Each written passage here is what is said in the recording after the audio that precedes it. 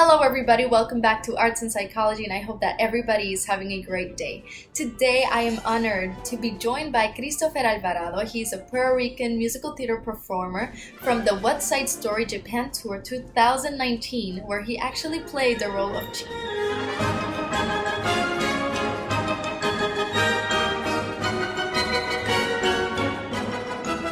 Thank you for being here with us today. How are you doing? I'm good. How about yourself? I am doing great. A little bit tired because I've been doing a lot of interviews today, but very excited to hear your story and everything that you have to tell us. So Thank you. I'm excited to be here. tell us a little bit about yourself, about what you do. First of all, I'm 23 years old. I've been performing since I was a kid, basically, since I was 13 years old. I went to a performing arts school. I studied singing, dancing, acting. I studied the guitar and the piano. And then I went to the University of Puerto Rico and I studied public relations because my mom was like, how about you just study another career as a plan B and Of course. then go to New York and study musical theater, like any other mom. They just want the best for you. Of course. And then at the end of my first year in college, I was like, no, this is not what I want. I want to perform.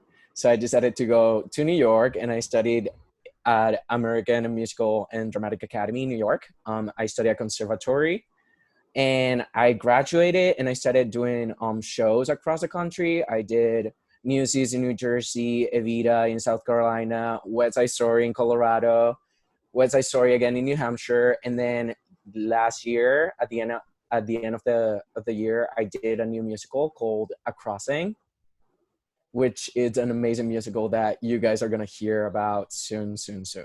That's very, very interesting. Thank you for sharing that information with us. Um, what made you start a career as a musical theater performer?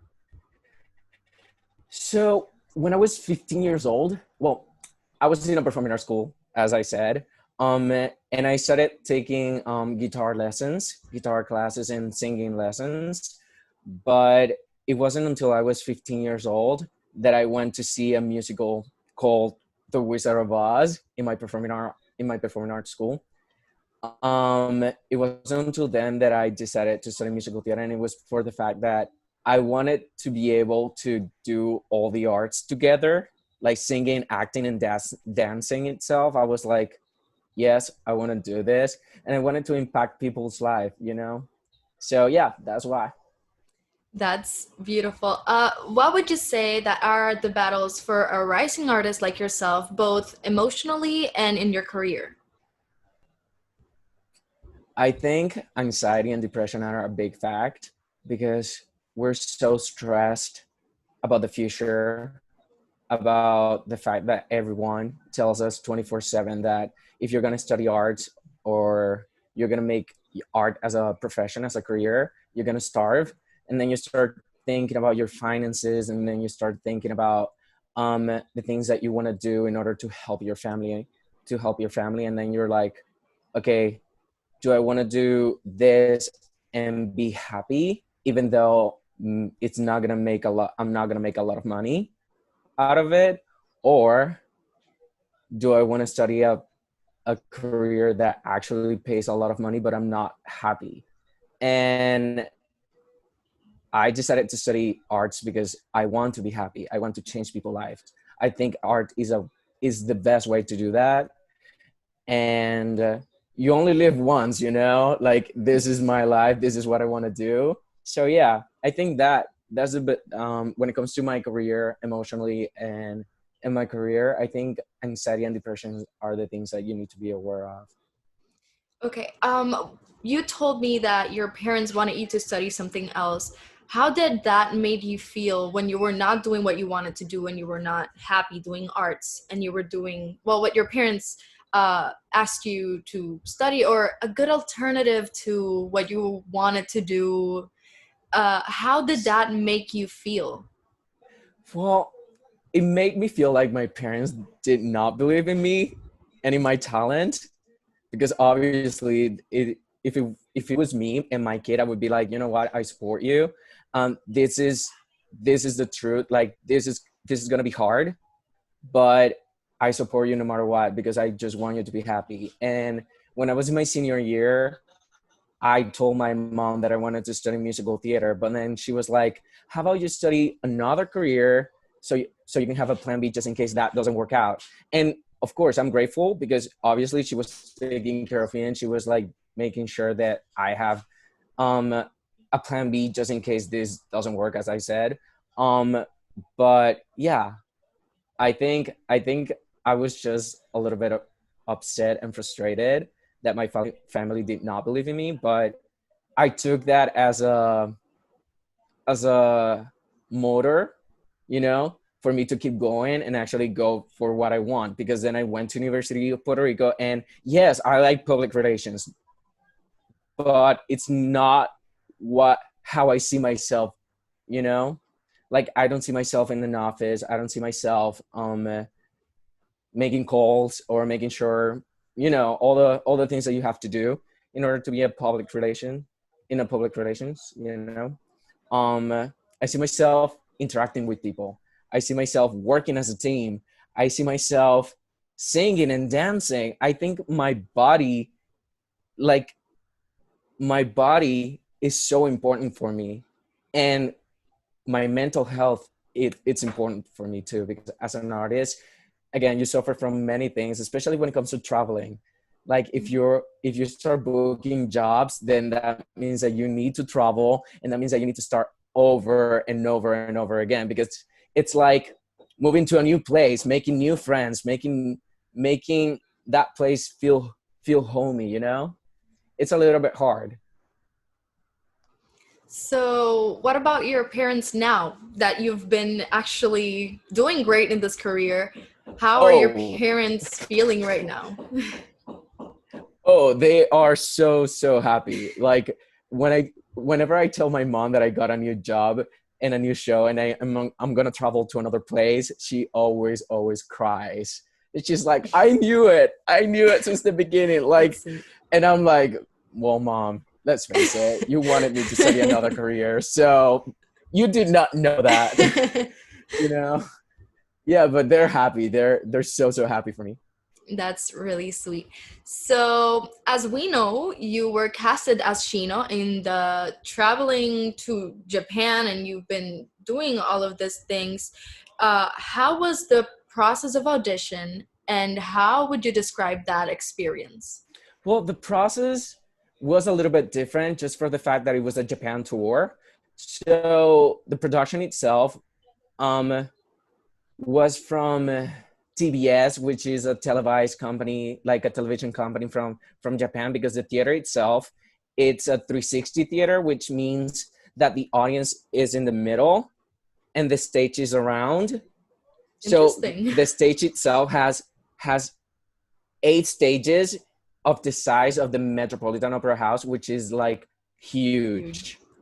There's only 2 theaters that are 360 in the world, and Japan has one of them. So the process of audition was a little bit different, just for the fact that it was televised. They were going to make a documentary out of it, and they were going to televise it in Japan. So we had to sign like a lot of like contracts and like papers in order for that to happen. They were for the male, because like in auditions we go from like male and female. For the males, we were like 300 and something. It was like a huge amount of people.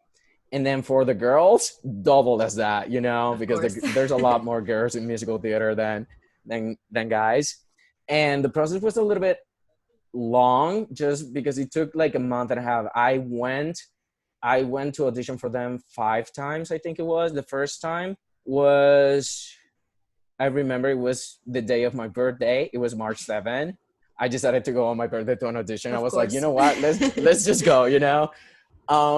And it took like from 8 a.m. until 6 p.m. because we had like 3 rounds of dancing.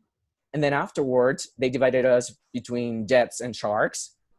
And then afterwards, we had to come back again. I think it was the next day. And then the next week, they wanted me to audition for Chino.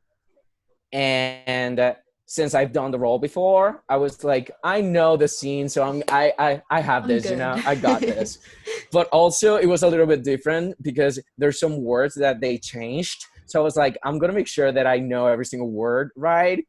So yeah, I studied that scene so much because I was like, I want to go to Japan. I want to get this. I want to get this. So I auditioned for them, and then when I got there, my audition was at 2:30 p.m. And when I got there, there were, I think, five other people that they were auditioning for Chino, other than me, and we were all of us. Our appointment was at 2:30 p.m., which is weird because normally my appointment is at 2:30. The next guy is 2:40. You know, like no, but everyone was at the same time, and I was like, okay, this is weird. Are we going to audition at the same time? Are we gonna see each other's audition? Like it's just weird because like then I'm gonna see something that I like from the other audition. I'm gonna be like, oh, I want to do this in my part. So I'm gonna, you know, and you start copying some like other people's work, and it's I don't like that, you know. Anyway, so we got there, and they made us go at the same time just for the fact that they wanted us. The director wanted to talk to us about the character itself. So we talked about the character a little bit, and then we went one by one, and then I was the third one. And when I got there, I sang my song because we had to sing 16 bar cut. I sang my song, and then they were like, okay, now do the scene. And Chino's scene in the show, it's a heartbreaking one, is a short one, but like a meaningful one. So I wanted to make sure that I had that transition between my song and my acting scene, just for the fact that my song was a happy one. I was like, I'm in love, you know, and all that. And then suddenly I'm about to, spoiler, I'm about to tell Maria that Tony killed her brother, you know? Um, so I took 10 seconds, I think it was 10 to 20 seconds, and I went in a corner, and I started like breathing, and I was like, you got this, you got this. And I started doing the scene, and at the end of the scene, everyone started applauding, which is weird, I was like, I don't know what's happening. And then the director was like, wait, in the last line, demolish her. That's gonna be your action. And I was like, okay, I got this. So I did it again, and at the end, I took the note, and then he was like, amazing work, thank you so much. And I was like, at the end, I was like, when I got out of the audition, I was like, I got this, because I felt so confident, because like it was so weird, but I also felt so confident in my work. And then they emailed me to come again on Thursday. My audition was on a Monday, and they told me to come on Thursday. And I was like, wait, what? I thought I had it already. They wanted me to audition again, and this one was a dancing one again. So I had to dance again. And it was so long because I got caught from the ballet part. From the ballet part, and I was like, I'm not gonna get it. I'm not gonna get it. So close yet so far. But turns out that I got it. They were just like trying to figure out things, you know, as casting does. And I got it. We started rehearsal in July in the New York Times Square like rehearsal studios, which is the 42nd Studios, which is where all the Broadway shows like rehearse. And it was like crazy because the amount of musical theater performers, like famous musical theater performers, were in that rehearsal space. It was like insane. I was like fangirling every 5 seconds I was there, because I was like, oh, Jeremy Jordan, oh, you know, I was just like fangirling. And then so we rehearsed in New York for a month, and then we went to Japan, and we had like a 2 week tech rehearsal, because since the stage is so huge, it took 2 weeks to actually put everything together. And then we started like basically performances. We had 80 performances, 82 Wow. performances. And it was amazing just for the fact that the director, he worked in the movie too. He's the one in charge of all the Arthur Miller work, which is the playwright for the one that wrote the book for West Side Story.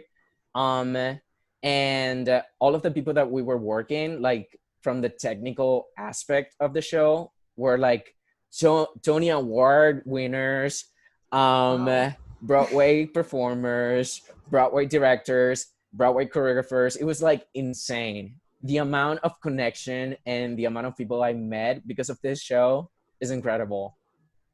Wow, that it's Yeah, that an was a process. It's a inspiring long process. big yes, but it's an inspiring story. It's wow. Wow. I'm Yeah, really happy for you that you got that experience and that you're going to continue to, grow and go big and go places. Thanks for that thank you. experience.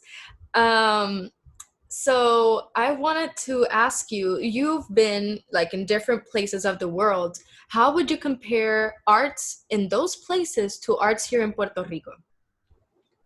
Ooh, from going to South Carolina to Colorado to New Hampshire to New Jersey, from being in New York and being in Japan, one of the things that we need to learn from all those places is to educate ourselves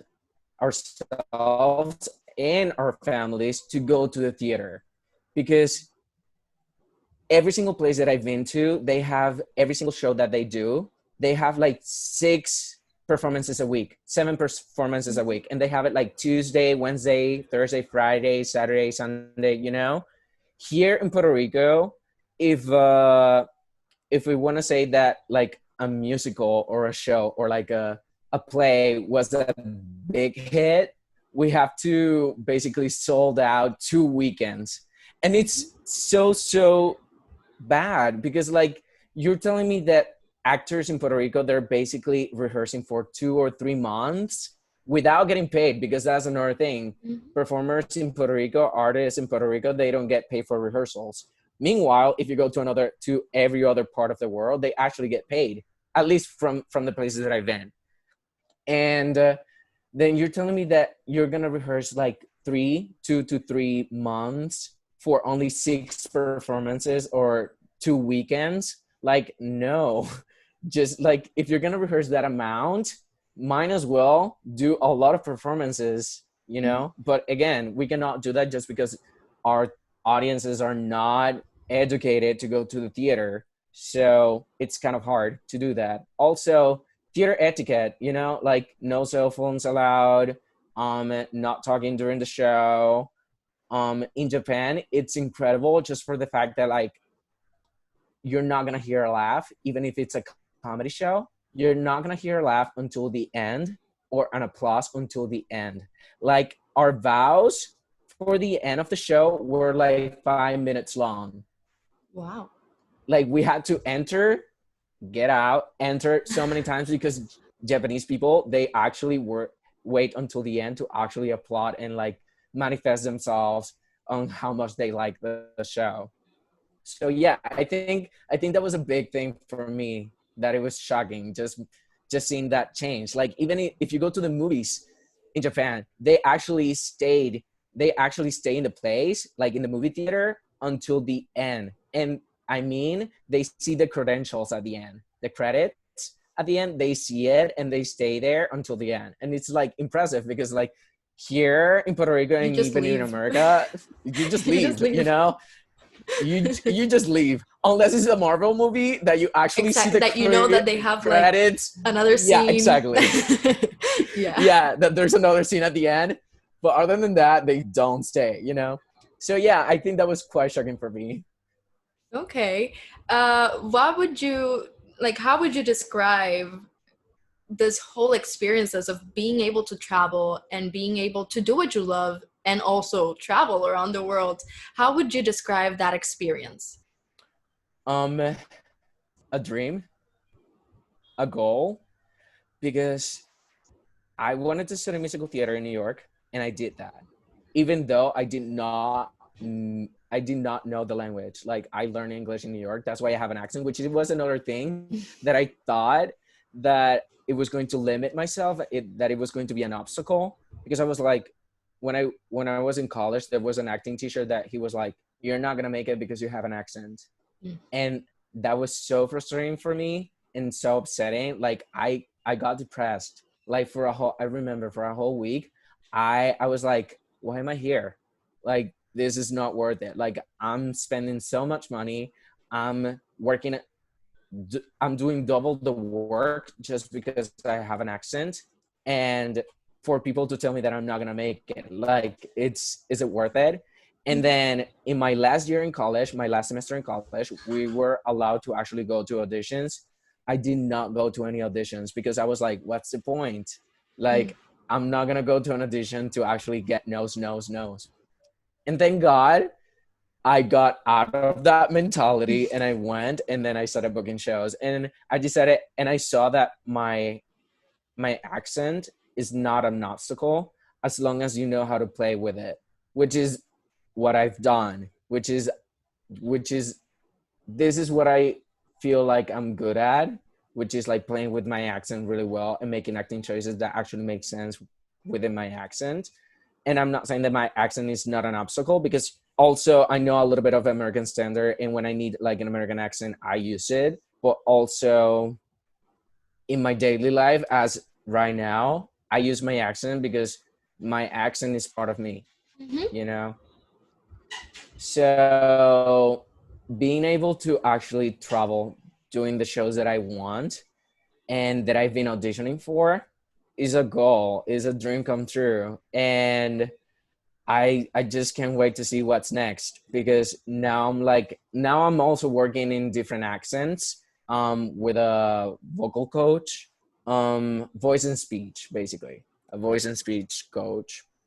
And I'm taking acting on camera classes online, of course, because of the coronavirus. But once I Of get back course. to the city, I'm gonna take like acting on camera classes. And I've I've been having opportunities when it comes to the TV shows and film to audition Yeah. for them, and it's been good. Like, of course, I'm not where I want to be yet, but I'm gonna be, of course, hard work. Um, but yeah, it's a dream come true. That's the word that I describe it. I would Okay. describe it. That is so cool, honestly. I can't imagine to just be in your shoes and be able to go through all of this and people telling you no and you showing them, wait, yes. Like, Hmm. oh, you told me I can't do it because of my accent. Just watch Just me. wait for it. Like, Just wait just for it. Just wait exactly. for it. You So know. it's great that you can actually show people that not your accent, your color, where you're from, it doesn't matter. Mm-hmm. Like all that matters is that you work hard for and towards your dream. That's Yeah, it. that's one of the things that I've learned in my time in New York, is that talent is not everything. Um, Discipline, hard work, um, personality, and connections make all of the necessary things that you need in order to make it, in order to do what you love.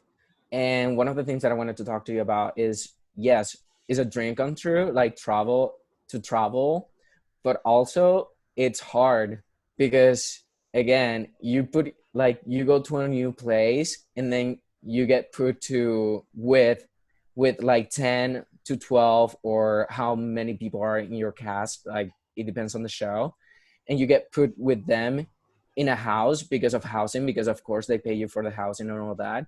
And then you're with them basically 24/7, because they're the only people that you know, and you guys are also doing a show together, which means that you guys need to interact with each other.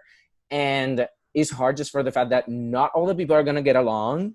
There's some people that are going to fight and are going to argue. Thank God I haven't been one of those people. I try to avoid Of course. like arguments and fights. I'm like, no, thank you. But it's hard because then, if you don't have a problem, for example, I had this situation in Colorado, where two people weren't talking to each other, and both of them, I got along really well with both of them. But if I was talking to one of them, the other one would get like upset about that. So it was kind of weird that I decided just to stay home. Like, the only thing that I did for a month, until they basically like Figured fixed everything out. whatever problem they had, I basically, what I did was go to the show, do the show, because that's what I'm there for. I was doing the show, I was getting paid for, I was changing lives, because that's my main thing that I want to do, and going home. being in my room, like watching Netflix, reading a book, playing guitar, playing the piano, trying to get away out of the problems. Because then again, it's hard enough to travel to a new place and being with a lot of people that have different personalities, and you don't know what are what are the things that they're going to be upset about. And also the fact that like you don't have your family close, you don't have your normal friends, like the friends that you know for a long time, you don't have them there. And sometimes the time zone is different, which Yeah. makes it a lot harder to talk to your family and friends. So it's like those are the only people that you have, which is like it's kind of hard, because then you start getting depressed, and then you start thinking like, is this really worth it? And yes, at the end of the day, like once everything is like over, and then you go back to the place, to New York, or you go back home and you talk to your family and friends, you're like, yes, it was definitely worth it. It was just that I missed my family and friends. So yeah, that's the thing that is hard about traveling and about doing different shows, because it's like sometimes you're like 2 months in this state, and then like 2 other months in this next state, and like 3 months, 4 months. I was in Japan for 4 months. So it's like, yes, it was an amazing experience, but there were times that I was like, you know what, I actually need to take a day off and just like be with myself, because it's a lot. So tell me a little bit about your mental health throughout your career. Like, have you ever had any type of battles, like maybe depression, anxiety, stress, self-image, eating disorders, anything that you've gone through throughout all of your career? Ooh, I had an eating disorder for sure when I went to New York for the first time, and it was because financially wise, I wasn't stable basically. So I had to make a lot of sacrifices just to eat, just to eat. But because yes, I had my family and friends that I could like call them and be like, hey, I need this, like, but I'm the kind of person who likes to figure out my problems by myself, and I don't like to ask for help. So there were days that I actually did not eat anything at all. And it was because I wanted to figure out by myself. And yeah, at the end of the day, I learned my lesson and I started asking for help. And I was like, you know what? I'm not alone in this. I'm not alone. I don't have to do this by myself. Depression, yeah, Colorado. Yeah, that month that I was there, yeah, I was trying to keep myself entertained and all that, but also being isolated from the only people that you actually can talk to, and not being able to talk to your family and friends that much because of you have rehearsal, like you have you have a show, you're working. Yeah, there's a lot of things that goes in hand of what you're doing, not only the show, that makes it impossible for you to talk to your family and friends sometimes. Also your family and friends, actually they also have a life and they have Mhm. different schedules, so it's like it's hard to talk to them. So it was hard, and the only way that I got out of it was basically trying to talk to my boyfriend at that time, because I wasn't earning. I had a boyfriend at that time, and thank God, because of him, I could talk to a person, you know. Okay. And anxiety, I suffer from anxiety all the time, and it's because I always think about the future, and I'm always worried about the future. Like right now I'm taking acting classes and I'm working on different like accents with my vocal coach, because of what? Because I want to be able to, once this is over, get back on track and keep audition for big stuffs, you know, for big things. So yeah, I think anxiety is a big part of my life. And how do you cope with all of that? Like, how were you able to actually be okay with dealing with your anxiety and your depression and being homesick? How were you able to cope with all of that? Music, I think music is a big thing for me. Like, even though I like musical theater, I like acting and dancing as well, and playing instruments as well. um Songwriting, I basically write my emotions. I also really organized, so I make a lot of lists. So I make a lot of goals for the future, because I'm anxious about the future and I'm stressed about the future, even though I shouldn't be. People say that, but always, you're always worried about the future, you know? Of course. So so I make a list, I make a goal. I'm like, this is my goal for once the coronavirus is over. What do I have to do in order to accomplish that? Okay, I need to do this. I need to exercise. I need to do yoga. I need to stretch every day, vocally and physically. I need to keep playing the piano and the guitar. I need to write songs. I need to see what's out there, what auditions are happening right now. I need to do, and I make a list. And then I'm like, okay, but I also need to eat. I also need to spend time with my family. I also need to take time for myself to actually see it, like see a movie, watch a movie, or watch a show, or listen to music other than musicals or other than the music that I'm actually like creating. Um, and I start making a list for the week. I'm like, okay, this day I'm gonna do this, and then the next day I'm gonna do this, and I try to like. That's the way that I cope. I think organizing myself, because if I don't write things, if I don't get them out of my head, and I don't see them, I'm You gonna might get, forget or yeah. yeah, no, I might forget, and I'm definitely gonna stress a lot, because I'm like, okay, I know I have to do this, but when am I gonna do it? Like, I don't know, you know. So I Mhm. start making lists. I think that's the way to go for me, and I start again. And whenever I feel like depressed or sad, I just start talking to family and friends, because sometimes it's that connection that's all you need, you know. You just need that connection with another person. So tell us a little bit of what do you like, where do you see yourself in a future? Well, I see myself. Well, the musical. I don't want to get into details because like it's a new show. But if everything goes well, my goal basically for the future is to be on Broadway, of Okay. course. Um, and then I want to be able to keep taking acting classes, acting on camera, and things like that, because I want to be able to be in a TV show. Like that's my main goal. Like I want to be able to go to TV at some point, even though musical theater is my roots basically and what I love to do.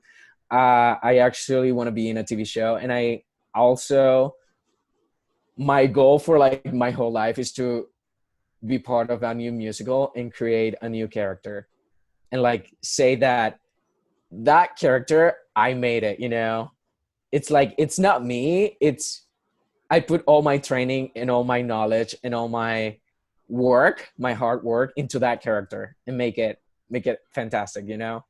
So that's my main goal for that. But yeah, I see myself like in a TV show, I see myself in Broadway, on Broadway.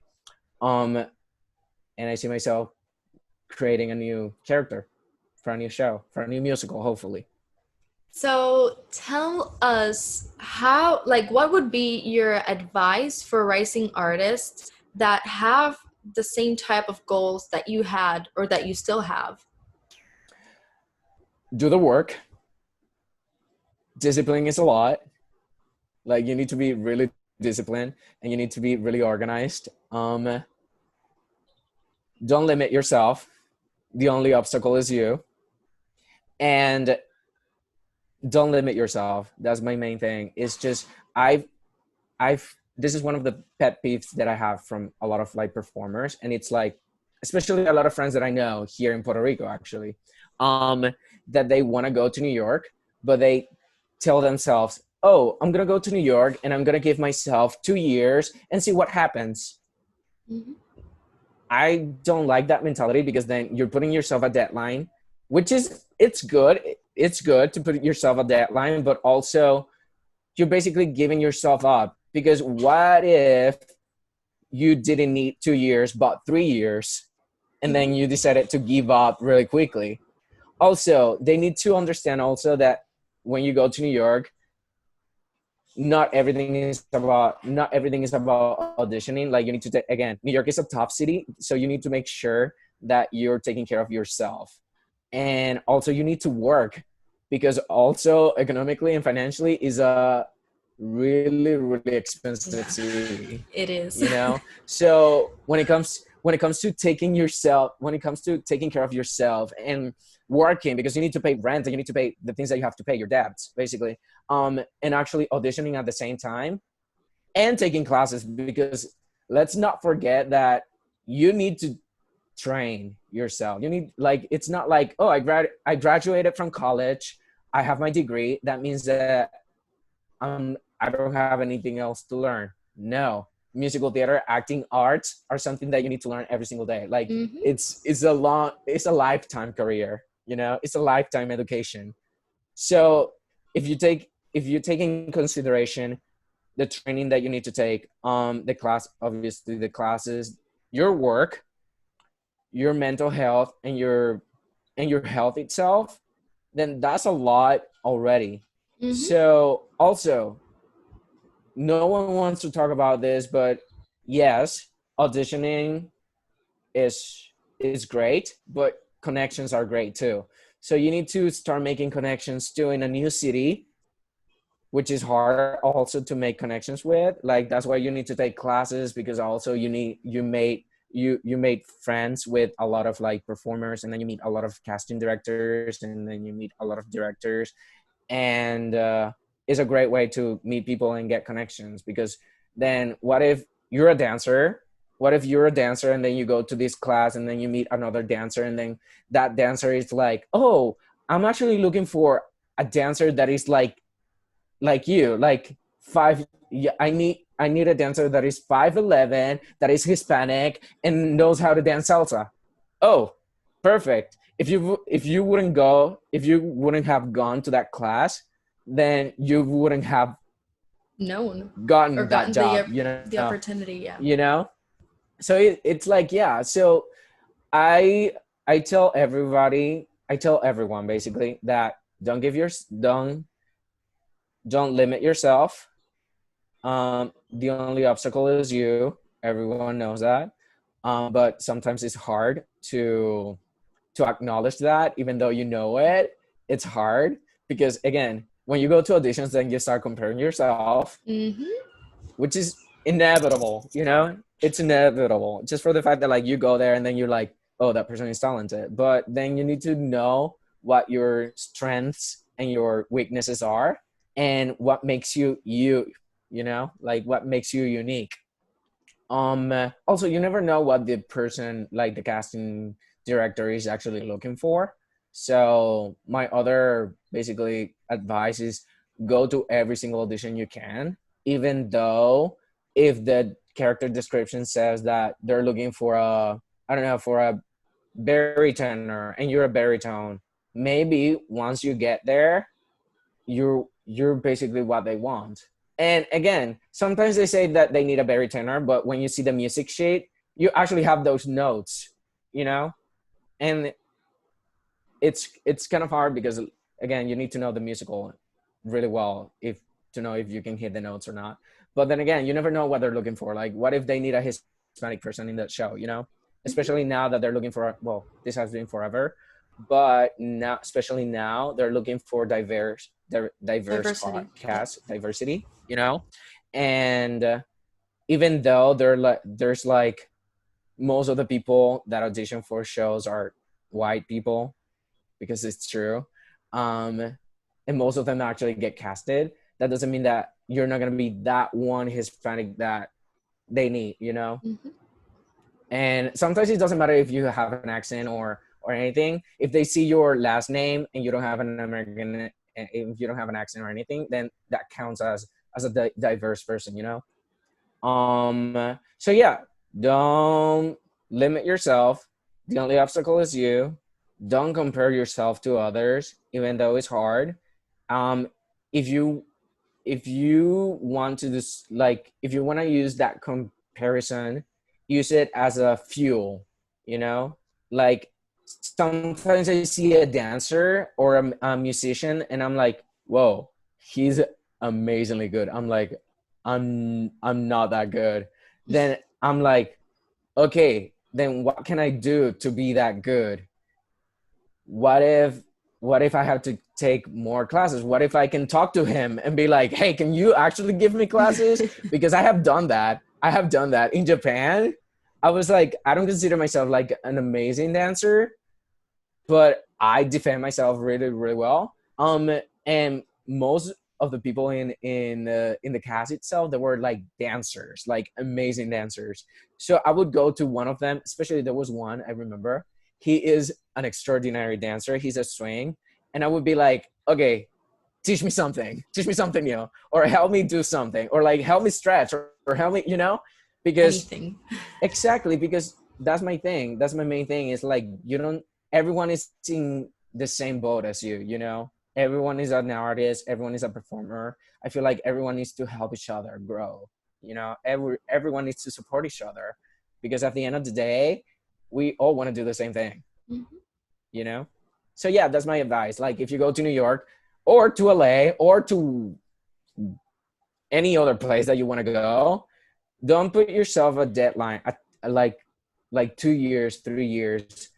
Just be more realistic and be like, this is my goal. I want to go to every single audition I want, or I can, or every single audition I can go to, and go to every single audition and see what happens. Or I want to go and take classes. Like, be more productive of the time that you're going to be in if you're going to give yourself a deadline. Like, if you're going to give yourself a deadline of 2 years, then make you know what you're going to do for those 2 years. Like, I'm going to get a job. Okay, then that means that I want to work during the night, so that way I can go to auditions during the day. Like, try to like organize your life basically for those 2 years. That's my advice. Well, Christopher, thank you very much for opening up about your story and talking to us and inspiring other people with your experiences and your stories. Thank you for saying yes to this project and supporting our platform. And yes, we're just very, very thankful for having you. Thank you for having me. Honestly, this was really, really fun, and actually amazing for me to actually keep like practicing my English, since I'm in Puerto Rico and all my family talking in Spanish. So yeah, it was great. Thank you so much.